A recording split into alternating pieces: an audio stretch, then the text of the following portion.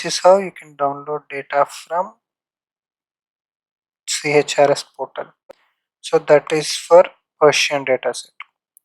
So now when going to TRMM dataset, if we go to a website called Giovanni. So this is a datasets from NASA. If you go to their website, the first thing you need to do is create an account, because until unless you have an account you cannot use the, like, you cannot download more length data. For example, I'll just log out from my account. If you see here, it asks to log in. If you just click the things, you get only 4 time steps. It's like 4 days data you can download. So for that reason you have to log into your data.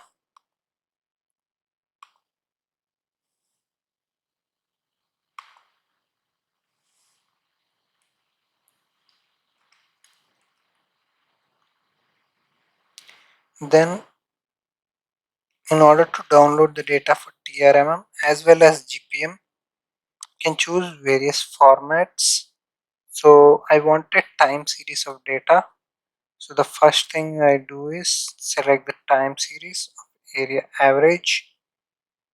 It takes the average value of a particular area which you are selecting, and I want hydrology data because it is precipitation which I want.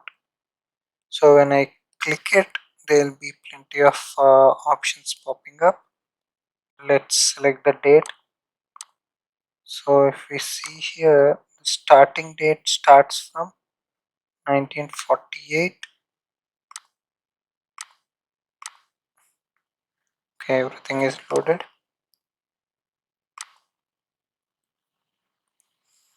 1948 January 1st to the current date.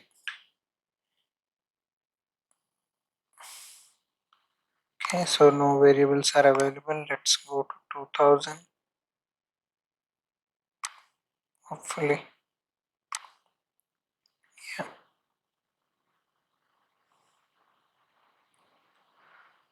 Hydrology.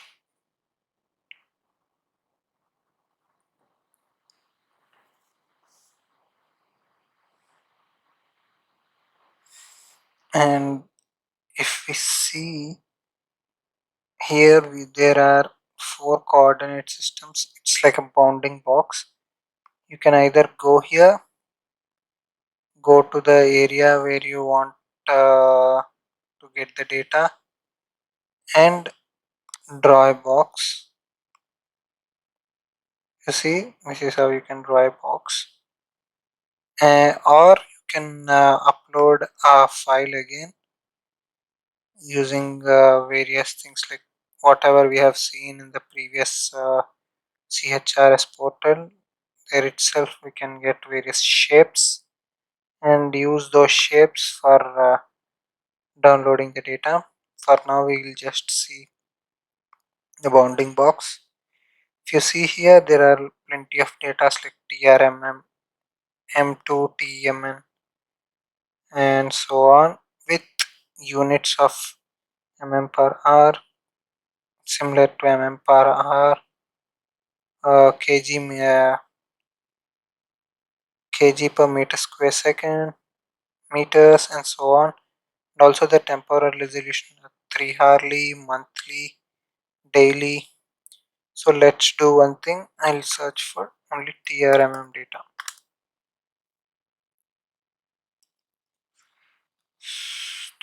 So this TRMM data 3B42RT version 7. I think this is the latest version of data available, and this data, what we want is a daily data for our analysis. For now, we see here there is 1, 2. if we see here, we want daily data. So if you see, this is the daily data with resolution of 0.25 until 2020. So we'll choose this, and the next thing would be, because we selected the starting day, ending date, and this, we'll say plot data. Please select two variables. Okay, observations, hydrology. Okay, plot.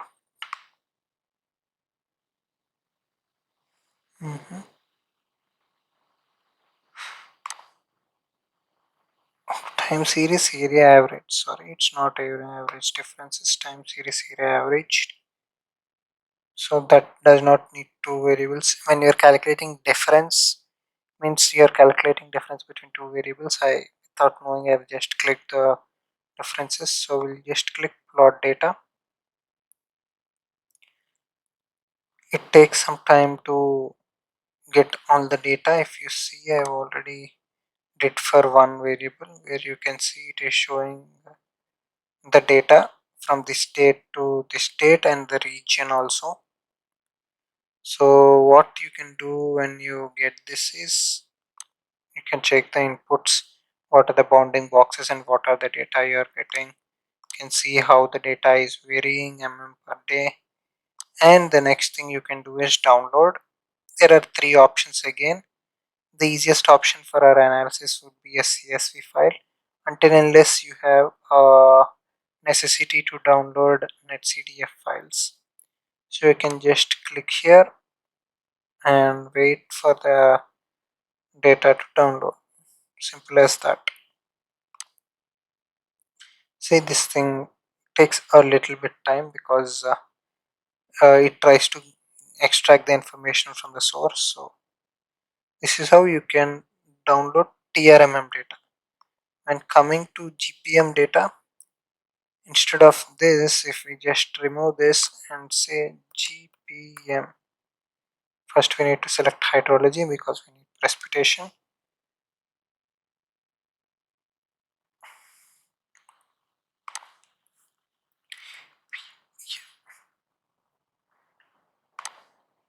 Okay.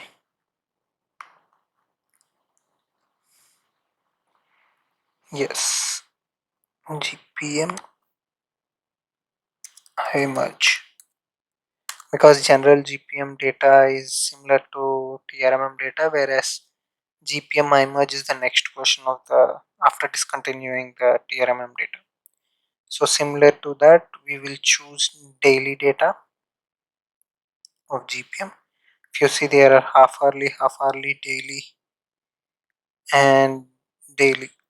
Yeah, there are two types of daily data. If you see, there is a late run and final run. In GPM, there are three datas. If you remember, I have explained in the previous video: early, late, and final. Early and late runs have latency. It means like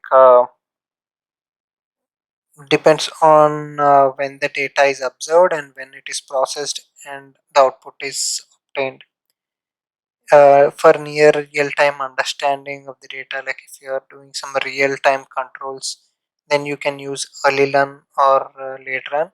But when you are using for hydrological applications, you can use final run for research purposes or anything else. So we'll click final run. We'll see yes, everything is set. Then plot data. Now again the same thing will happen. It will try to get the data from the network.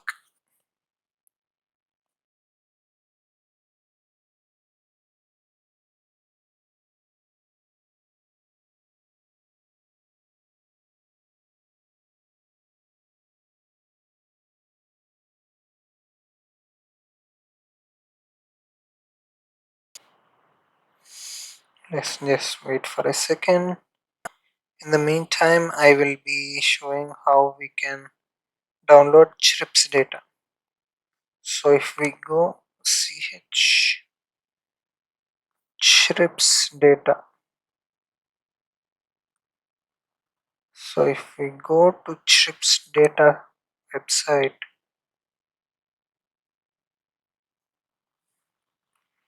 and there are details about the background of CHIRPS and how it was formed, etc., etc. But when you go here, you can see the data sets. This is the version 2.0. There are different data sets available, for example, Africa daily, 6 hourly, etc., etc. But we need global data set so that we can access any data. So we'll click global data, that is also daily. Here you can either see different formats, COGs and NetCDF. So if we click NetCDF format, there are two spatial resolutions, 0.05, 0.25. So if we click 0.05, so if you see, each year data is separated into different years. So you have to download each year individually from whenever you want. For example, you need from 1981, you press this and it starts downloading. It will take a bit of time because the size is pretty high. But if you want 0.25 data, the size is a bit less because the spatial resolution is higher than 0.05. Like, so yeah, this is how you can download from CHIRPS.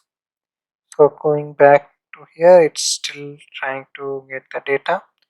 The data downloading part would be similar to this, where you go to downloads and click CSV. Similarly, here we'll get a netcdf file.